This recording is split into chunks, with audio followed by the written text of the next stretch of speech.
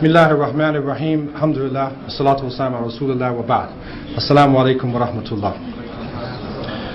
There are a few questions that are asking, about my own life. And I don't usually talk about myself. But I just wanted to say, just to make it clear to you, that alhamdulillah, I embraced Islam myself after 20 years of being a non-Muslim. Born in the United States, and I've lived in Canada and Jamaica and Saudi Arabia, and I'm now living in South Africa. And basically, I'm a field worker and a person doing research and involved in da'wah. So that's the best way to describe myself. I wouldn't say convert. We're not using that term. We're saying revert, because we're actually coming back home again to the original fitrah that Allah subhanahu wa ta'ala put us upon. What I would like to say concerning the situation of the Muslims here and some of the questions that I have received after this lecture is that your response to what I have said is similar to responses that Muslims had in Canada, in South Africa, in America, and especially throughout the Western countries.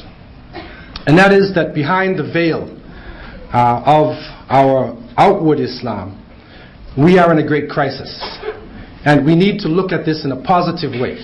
We need to look at it as a challenge to ourselves as Muslims, and not to feel depressed and overcome by it, because it is part of the shaitan's way to try to stop Islam and to put out the light of Allah subhanahu wa ta'ala.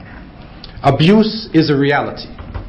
And for a long time, there's been denial in our community. There are many people who are crying in their homes, and they're crying for somebody to stand up against this. And if any Muslim comes in contact with abuse, then the Prophet ﷺ has said, "Men ra'a minkum munkaran falyughayyirhu biyadihi." If any of you sees evil, then change it with his hands. فَإِن لَمْ يَسْتَطِيعْ فَبِلِسَانِهِ. If he can't do that, then with his tongue. فَإِن لَمْ يَسْتَطِيعْ فَبِقَلْبِي وَذَلِكَ أَضْعَفَ الْإِيمَانِ. If he can't change it with his tongue by saying something, go to somebody else, do something to stop it, then at least you feel it in your heart, but that is the lowest form of faith.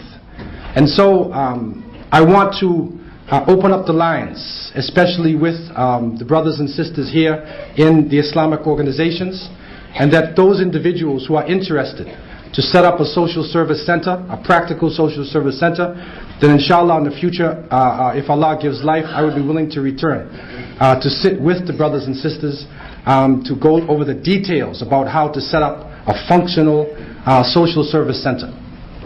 Right now there are individuals who are in the field, and the organization of ISNA, Brother Abu Hamza, and Sister Shiraz, and others who are standing up, they are handling some of these problems. There are other people in other organizations also. So I would say that some of the questions are so deep, some of the points of discussion are so personal, that I wouldn't be able to read these things publicly. It has to be handled by a counselor.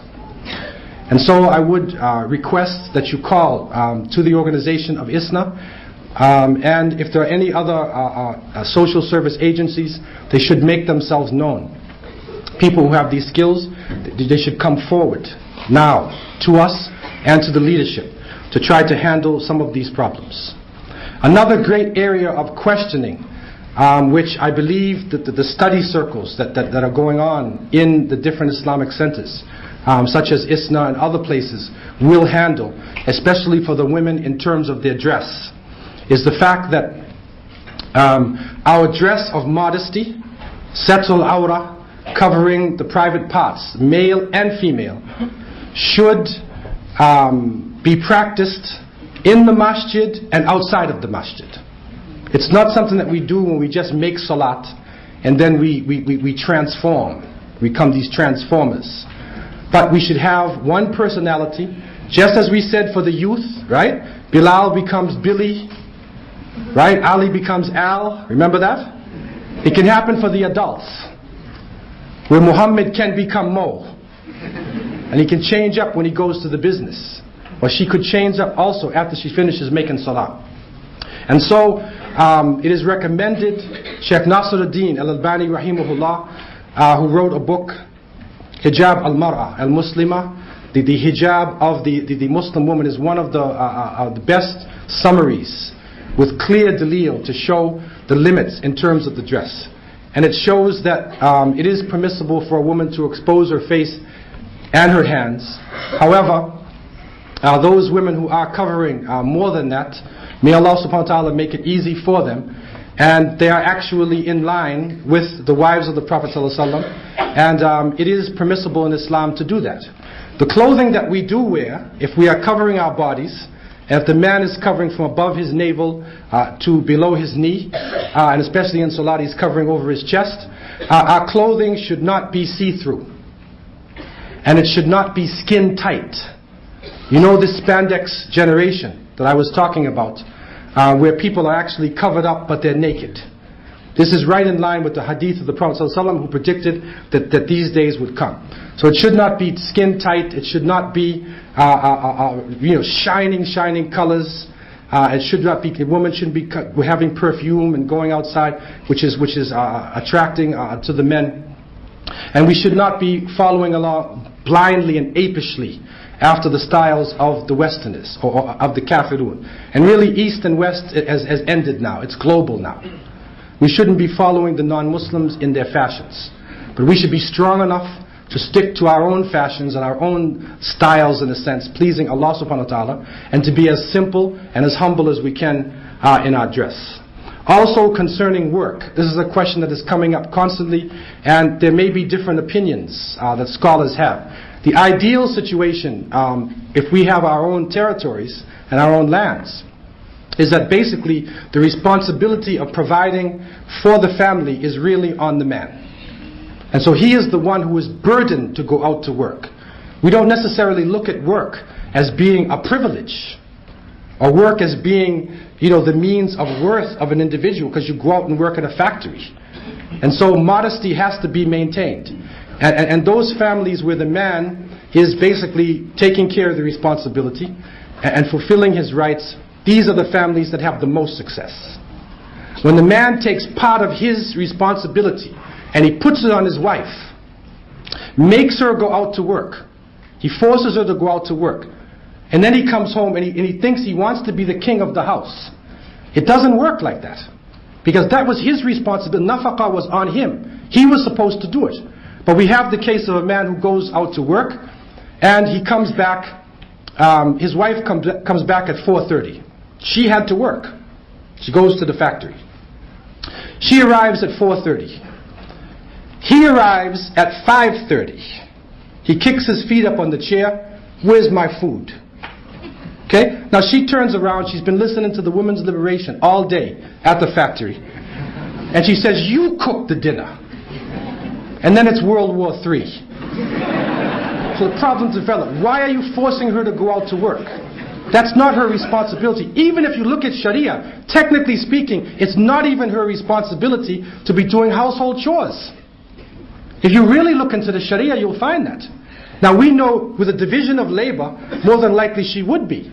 But it's not actually her responsibility. She has to take care of the children. She nurtures the children. She takes care of, makes care that the children are standing on their feet. Okay? So really, these are the families that are the most successful. Also now what is happening, we need expertise in the Muslim community. We need to have female doctors. We need to have teachers. We need to have a number of professional jobs to be done by women. How are they going to get this knowledge? We don't have the ideal situation. And so, and Allah knows best, and you may get different opinions on this. But if a woman is able to continue wearing her Islamic dressing, her clothing, she's covering herself, she's able to make her salat, she is not sacrificing her deen, and she is going out to do a study that is needed by the community, not just to make money, then with protection and with support of the community, we have been allowing the sisters to do this, because we had the case of people who were saying they did not want the sisters to go out to university at all. In the second breath, the brother said, I want a female doctor for my wife, a Muslim. So I said, okay, brother, if you want a female Muslim doctor, who's supposed to learn this? Or where are you going to get her from if she doesn't go to the university to learn medicine? You see? So therefore, we have to use hikmah, and we have to balance ourselves until we move towards the level where we have our own society, our own state. Then our division of labor, can be easier for us because we will have this type of setup. So we have to use wisdom when we are doing this. But in the event that a woman has to sacrifice her deen, then it is not worth going out to the kafirun, because there are many problems that are happening on the jobs, sexual problems. Even non-Muslim women have been complaining about abuse and rape and all types of things that are going on outside of the society. The men also need to consider covering their auras. And this is a problem that has happened in our community. And I see that it also could exist here, where the men are so particular about the women covering their aura, and then they bend down to make salat, and their shirt is way up on their back, their pants are so tight you can see their whole bodies, and they are wearing any type of clothing that they want to wear. So the covering of the aura and modesty and lowering the gaze is for male and for female. Concerning the government in Afghanistan and in any part of the world, I would recommend that you get somebody from Afghanistan or somebody who's been in Afghanistan to answer this question for you. Because it is not fair for anybody to make a comment about Muslims if you don't have direct information. You'll hear positive, you hear negative.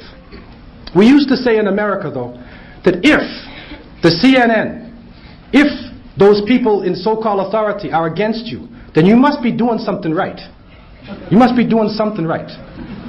So I would suggest for this question to be answered properly, we need to get somebody who's been inside the country and who really knows what is going on, who can answer this question properly.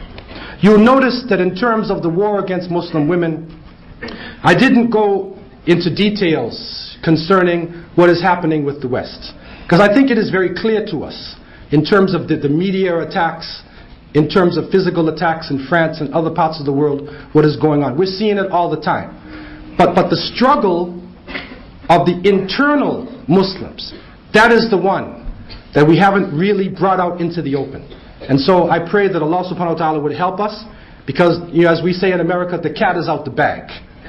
And so we need to now deal with this situation and come away from denial and try to stay as close as we can to the sunnah of the Prophet ﷺ. And we have to ask Allah to forgive us, because we're living in, as mustada'afin, we are living outside of an Islamic state, and we are in a state of weakness. And we have to ask Allah to make it easy for us, that we can move closer and closer toward the Sharia. In terms of the praying of the women inside of the masjid, this is a question that has come up, and a number of people asked about this. And we have in South Africa, and I don't know if it's here too, there are some masjids who don't even have a space for the women to pray inside of. And really the Prophet ﷺ said in a number of different hadiths, لا تمنعوا نساءكم مساجد وبيوتهن خير لهن, or كما قال عليه الصلاة والسلام. This riwayah comes in many different ways. Do not prohibit women from coming to the masjid, but their homes are better for them. Now some scholars will just give you the second part of the hadith, and they say their homes are better for them. Okay? But it is saying don't prohibit them from coming to the masjid. Now, we don't have time to go into details, and the classes can handle the details. But the key point is, the asl is, the masjid, or the basis is, the masjid should have a place for women. And if there is peace in the land, if it is possible for them to come out, they should be able to come out, to enter with their own entrance, and to have a place in the masjid where they can pray. And especially in these countries, it is preferable for women to go sometimes to the jama'ah, to hear the khutbah, to come around Muslims, because our homes are no longer islands of Islam. That television, that one-eyed beast inside of the house is actually making our homes like like places of kufr, of disbelief. If, however, there is fitna, if there is danger in the land, if there is some force, some evil, which can harm the faith of the women, or put them in danger, then it is permissible for the leadership to ask them to stay home. And we see this in the time of Umar ibn al-Khattab, and you'll see it in some other points in Islamic history, but the basis is they should be allowed to go to the masjid, and if it's possible to have classes in the center, right, it is fairly peaceful, it seems to be fairly peaceful here in the city, then it is encouraged that there are as many activities for the sisters as possible, so that they can be educated and they can be part of the Islamic movement, and especially in da'wah, sisters should be trained in the da'wah as well. Because if a woman accepts Islam like last night, who's going to teach her? The brothers? Many brothers would like to teach her. But the problem is, that's where the shaitan can come in, right? That's dangerous. So if she embraces Islam, if we have sisters who are trained, who know the da'wah, who know the fiqh, then she can be processed into Islam in the proper way, and she's protected. Instead of our nafs al-amara bisu to be handling her on her first days within Islam. Another question is saying that is a female khalifa possible? And these are a little bit far away from the topic that I gave, but basically the khilafat is basically handled by men, and it is a position that requires the leading of salat, and that requires the leadership of the male community as well as the female, of the whole society, that the focus of the society is on the leader. And so you will find that the fuqaha basically made one of the conditions of the khalifa is that he is male. Also in terms of women involved in singing and nasheeds, then it is the Islamic position that they should not be singing openly in public. If they are making statements, that do not have a voice, that is a singing voice, then in some cases there is allowed to be exchange between male and female, because it is reading something Islamic, or it is not dealing with singing and that changing of the voice. So it is the Islamic position for them not to be involved in that. There's another question which is dealing with a sister whose husband is a revert and still new in the deen, and he has fluctuations in his iman, and she is unsure whether he will be a good, strong Muslim or not. What I would like to say is that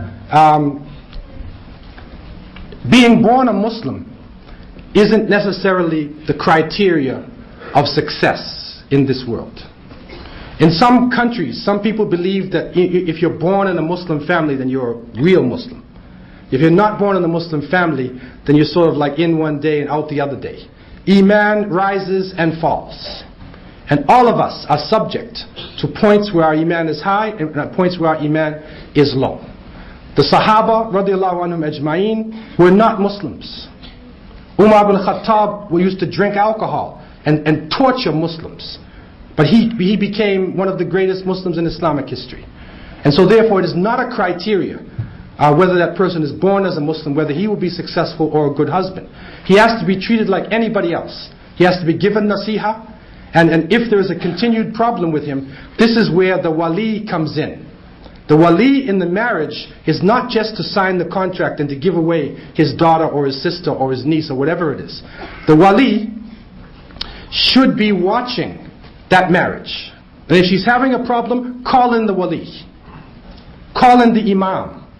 Call a counselor. Talk about it. The important issue, one of the important ways of coming out of our problems today, we need to discuss the problem. We need to establish shura, where we discuss the issues openly. We open up the book of Allah, open up the sunnah of the Prophet ﷺ, and use this as the base. And deal openly. Don't hold things inside of yourself. Because when you hold it in yourself, this is when abuse comes. And this is when the shaitan, wal-iyadu billah, gives the person more strength to do evil, because you don't stand up to that person. You have to stand up. Allah is the one who controls life and death.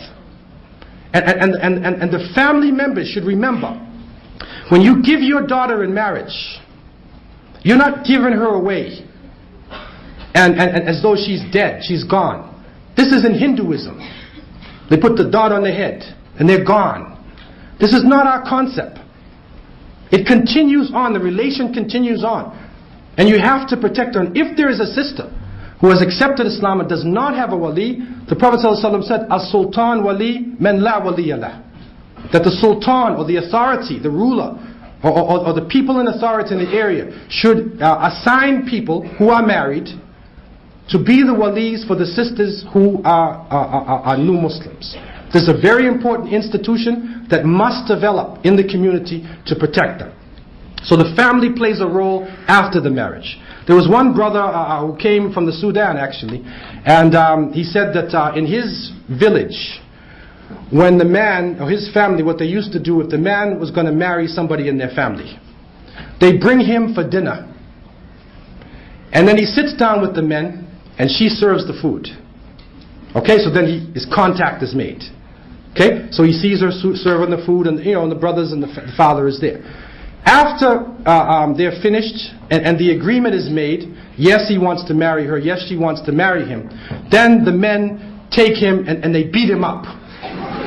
Now, they don't break his bones, but they just give him a little force, right? They give him some force. And the father says, if you touch my daughter, this is what you're going to get. So he never forgets. He never forgets for the rest of the marriage.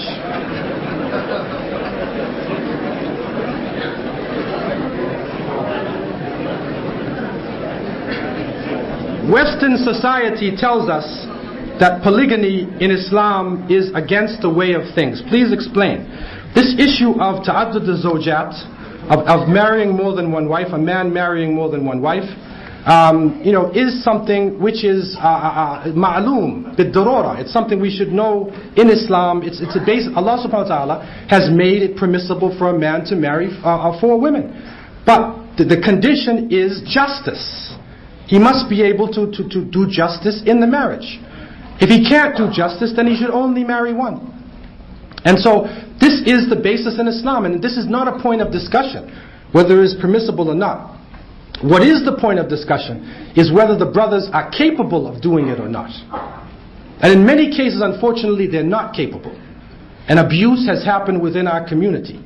But this should not deny those relationships that are really meaningful relationships, which are plural marriages.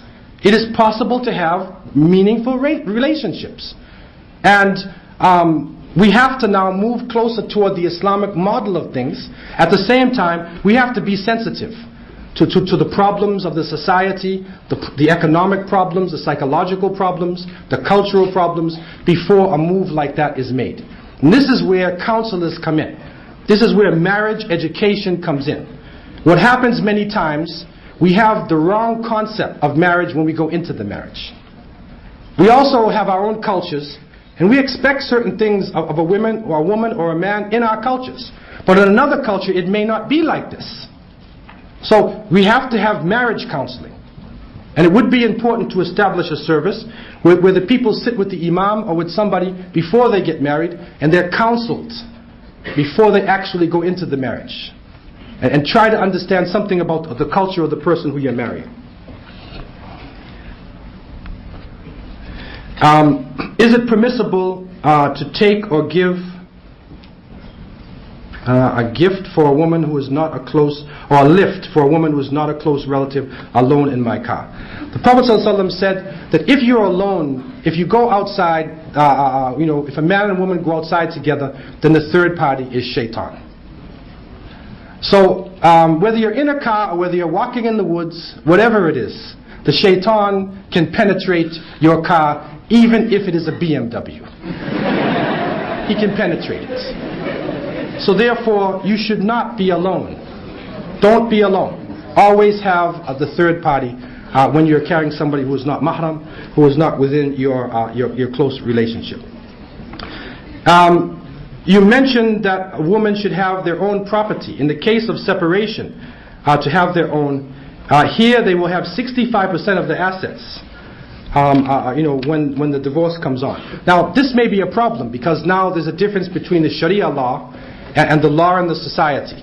And what happens now, another point which is very essential for success in marriage, is that when we're being married, you should have in your contract, shurut, conditions.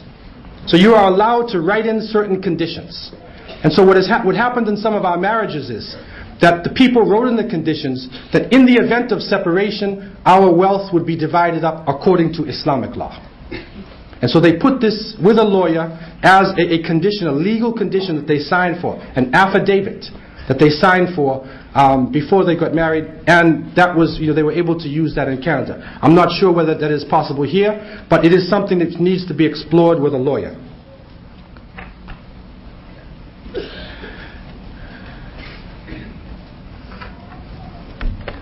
Okay, there is another question that is saying, you said that one should not make a joke of divorce. What happens if a husband and wife act in a drama together? In a scene, the husband divorces his wife. Please. That's the first time I ever heard that one. Maybe this is Australia. It's allowable in Australia or something. I don't know. Really, talaq is serious, man. Talaq is serious. And I would even avoid in a drama. Because the hadith is saying, you say it in joke, it's serious. So, if, have somebody else in that drama to be the one you say talaq to. Don't even say it in joke. This is how serious that word is. Another question is saying, how do you stand up against a government, non-Islamic, who is starting a war against women wearing the veil? Are there any human rights associations which Muslim women can refer to help in similar matters? Okay, this is a problem that we're facing. This is where unity is important. And there may be different approaches to Islam. There may be groups that emphasize different aspects of Islam.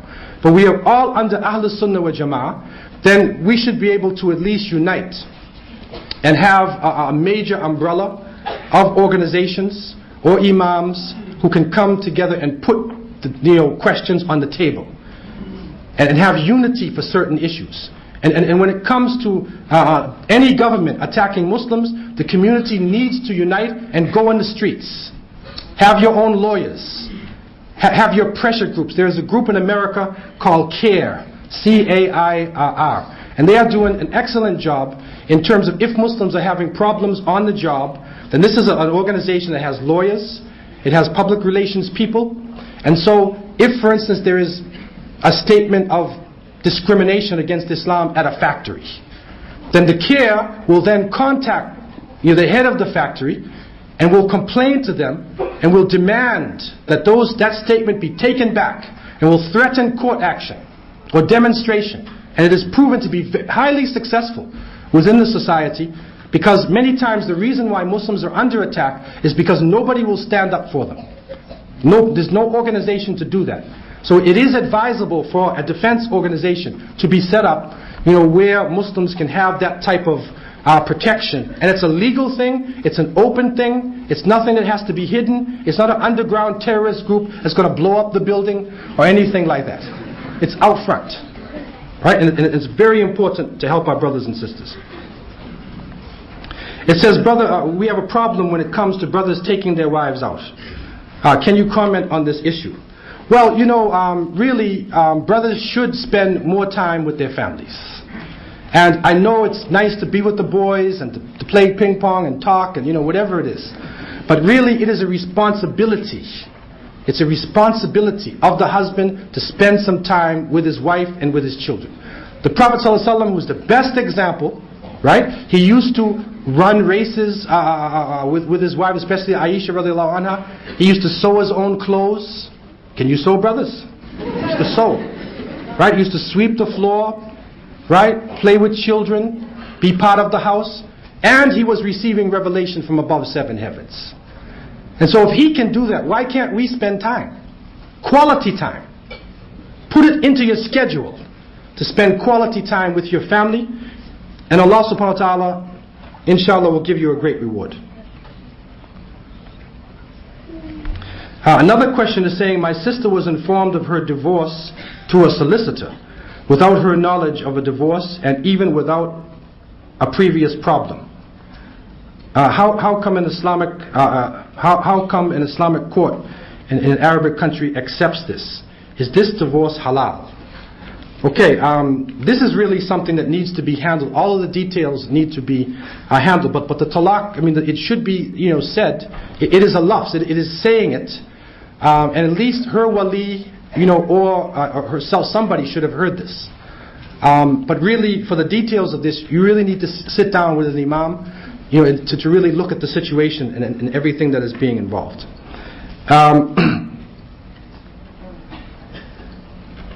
It says, I understand the concept of segregation, but should there be a wall so that sisters can't even see the imam in Jumu'ah?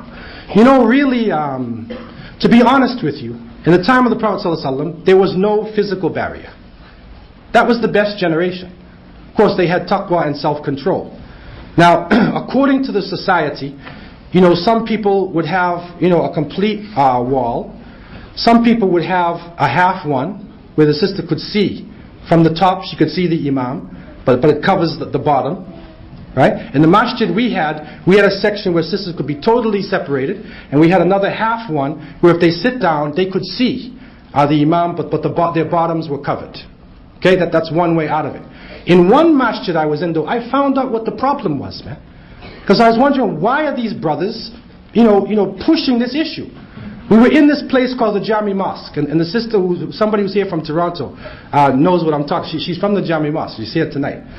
And so the mosque was a church before, and the sisters section was high up on the right, way up. Okay, and so the qibla is this way. So the brother said to me, brother, you got to put up a veil on top of that. Cover it off. It's a fitna. So I said, okay, it's a fitna. The qibla is that way, man. You're telling me that it's a fitna, right? Then one day, I came and I saw him sitting on the stairs looking up at the sisters. Okay? So the problem was, his qibla was upstairs. See? And secondly, he needs a veil on his own eyes. That was the solution to his problem, man. You see, so many times what we do, we sort of like, we blame the sisters for everything. Brothers, lower your gaze, man. Lower your gaze. That's what we're supposed to do, lower your gaze. Another question is saying, brother, what character akhlaq should we look for in a man to ensure we won't be oppressed by them after marriage? It's important for the wali, or somebody, whoever's responsible for the sister, to really sit down with this brother who's about to be married and have discussions with him. And it is allowed with a chaperone or a third party, even for them to go somewhere and to talk, as long as somebody else is there, once the intention is made. Now, from country to country it might vary. But some of the Sahaba, there's reports that the Sahaba were even allowed to, one, he hid behind a tree and he watched her, cleaning and cooking and stuff like that. So some contact is allowed. But, one of the things that we did is that, we had enough discussions that we saw, the person who was the wali disagreed with the brother. And in disagreement, when he starts arguing with you, then you start to see something about his personality. Because many people can be very nice and calm, but when you disagree with them, they change. So that needs to be checked out. The person's history needs to be checked out, right?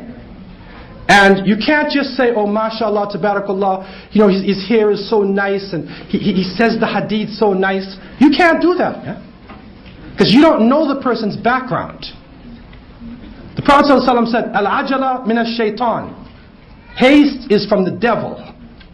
So therefore you need to have, before you're getting married, you need to check out the history of the male and the female. Even now, and I'm sorry to say it, we need to check out each other's medical history. You have to take blood tests, man. Unless you know that family completely. Because unfortunately with HIV being around, it's spreading all over the place. And I had a case, this is a real case, where the brother was out in the dunya and he was, playing around and everything, and then he became Islamic. And then he was telling everybody, your pants is too low and your beard, and he was the model Muslim brother now. Okay? And then he comes to me and he said, Brother Abdullah, and he was a doctor. This is the fitna and the test that he was under. He said, when I was out in society, I contracted genital herpes. He had herpes, okay, which is contagious. And he said, but I want to get married, and should I tell my wife before I'm married? I said, brother, what are you going to do, man? He's gonna go all the way and get her, and she's just about ready to say, I do, and he says, oh, by the way, I happen to have a contagious disease. No, he has to, on both sides, you need to be very clear and open with the medical history. And again, this is where the wali comes in to help in the marriage. It says we have lots of resources and organizations in Melbourne. How can we unite these organizations beyond the diversity, and where should the unity start? And as I was saying, it's important for us to have some sort of majlis ashura. And if there are certain issues that affect the whole community, then Ahl Sunnah wa Jama'ah, we need to be able to come together, even though there may be different emphasis that we have. We're all part of the same ummah. We're part of the millah. And we need to be able to overcome some of the minor differences in certain issues. That doesn't mean that we have to be together in everything, because there are some groups that are more serious about Islam than others. But at some point, we have to realize that we are part of the same ummah. And Allah knows best. In terms of boys and girls being mixed in the classroom, really, when the children are very young, what is generally happening in Islamic schools, when the children are very young, especially like under 7 years old or something, then some of the schools will mix. But once they reach 7, and especially going up by 8, 9, and 10, at that point there should be a complete separation. It doesn't work. It doesn't work. Especially when you're in the teenage phase of life.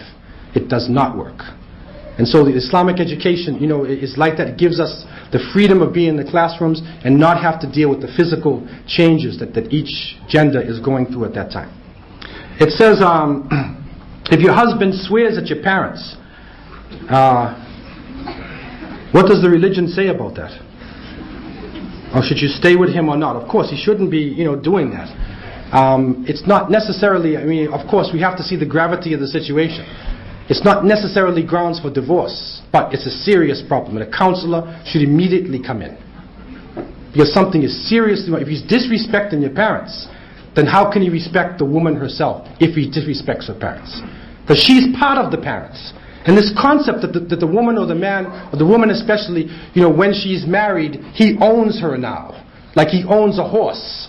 That's not Islamic. She's a free individual. She has her rights under the law of Islam, and she has independence in Islam. It says also, my husband always argues about religion. If I get him a hadith, he'll argue until I get him the proof. Okay, it's nothing wrong with him arguing, debating. Of course, it shouldn't be an angry argument. Okay, but if he wants dalil, that's okay. There's nothing wrong with asking for dalil. But he should also put himself in the position, if he says do something, then she could say, can I have dalil? Right? If that's what he's going to do for everything that she's saying. You see, one of the key issues in marriage is understanding.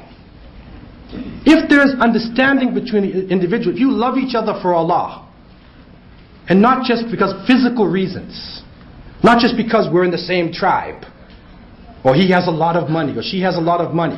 If you're in Islamic work, if you're praying together, and you have an understanding, you can overcome a lot of these problems. But if the marriage is based on material things, on physical beauty, then the shaitan has free reign to the household.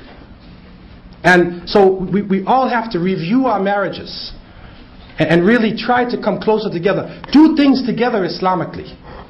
Travel, to Umrah and Hajj together. Go to Masjid al-Aqsa together. Witness what is happening to the Muslims. Do something in organizations helping the children of Iraq or Afghanistan. Do things together Islamically, and then love will come in between you. If the relationship is only based on hayat ad-dunya, how much money did you make this week? Right? How pretty do you look in the mirror? And all these things. Then the shaitan will easily have reign inside of your house. It said, my husband is married to another sister secretly. from me and people, secretly from me and people, if he is a man, why didn't he tell me? We have 5 children. We're on welfare. And he's working part-time. Okay, really, technically speaking, it's not a condition of marriage that he has to inform his first wife. However, it shouldn't be a secret marriage. Because in marriage there is i'lan. There is announcement. So it should be known. It should not be a secret marriage. Why would he marry anyway secretly? Why is he doing that? So it's not Islamic for him to be having a secret marriage. Nobody supports secret marriages. It's not part of nikah in Islam. However, it isn't really a condition. It's not a condition for him to ask, for his wife to agree, when he marries another wife. However, it is the wisdom, it is the understanding of Islam that he should discuss this with his family, even discuss it with her wali or whatever, and have good reasons why he's doing that. If he's doing it secretly, then something must be wrong. And really, the wali again should step in to handle this problem.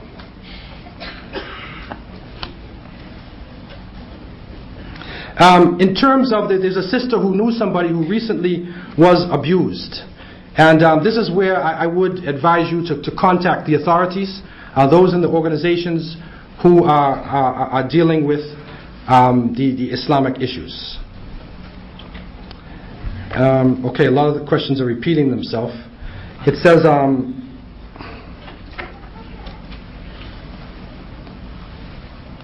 a girl and I have 1 year from finishing school.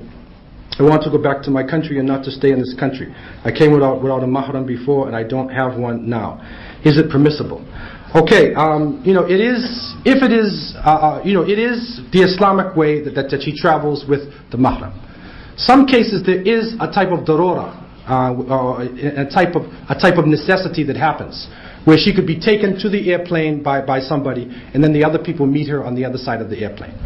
However, it is the most preferable, the Islamic way, that somebody from the family should come to travel with her when she travels back, or she travels with maybe a group of sisters or something like this. That this is the preferable Islamic way. Allahu Alam. The one question is saying how to stop this type of social service organization that I was speaking about. And this, alhamdulillah, in this community, from what I understand, it has already begun. There are people who are doing counseling now, putting the mountains on their back, listening to the problems. And this is where professional people, if you're a Muslim, you're a social worker, or you're a doctor or a lawyer, you should contact the leadership in ISNA and other organizations. Give some of your time to the community.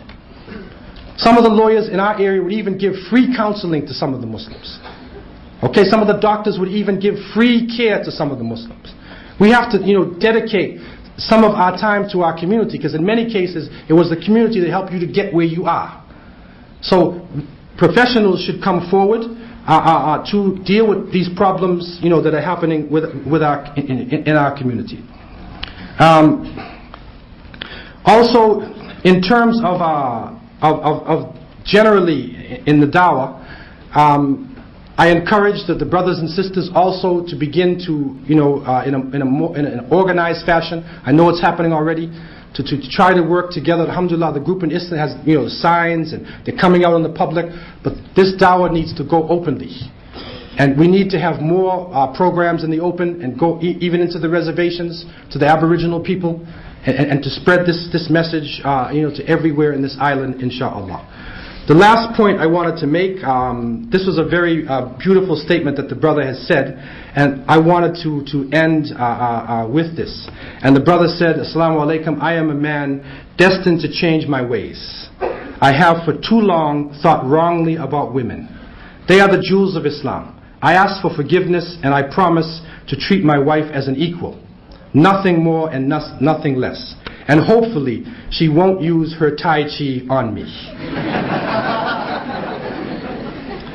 And he thanked the organizers for this session tonight, and I pray that Allah subhanahu wa ta'ala would accept you in this statement that you have made. May Allah accept your tawbah for anything that has gone wrong. And may Allah forgive us all for what we are saying and what we are doing, and bring us together as a community. May Allah have mercy upon this ummah and protect the honor and dignity of the women of the ummah of Muhammad sallallahu alaihi wasallam. Subhanaka Allahumma bihamdika, nashhadu an la ilaha illa anta, nastaghfiruka wa natubu ilayk. Wassalamu alaikum wa rahmatullahi wa barakatuh.